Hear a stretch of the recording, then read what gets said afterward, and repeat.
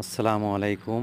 আসলে প্রতিনিয়তই আপনাদেরকে আমি যে কাজ করি সেই কাজের ভিডিওগুলো আমি দেখাই যে আমরা কিভাবে ঢালাই দিই মালয়েশিয়াতে। আমাদের ঢালাই লরিতে আসে ফ্যাক্টরি থেকে, আর কেরানের মাধ্যমে আমরা এই ঢালাইগুলো দিয়ে থাকি। আপনাদেরকে সেটাই দেখালাম, আর আমরা এই যে টাঙ্গা ঢালাই দেওয়ার কাজ দিয়ে আপনাদের দেখাবো যে আমার এই ঢালাই কিভাবে হয়। আমরা এইভাবে কেরানের মাধ্যমেই আমরা ঢালাই দিয়ে থাকি।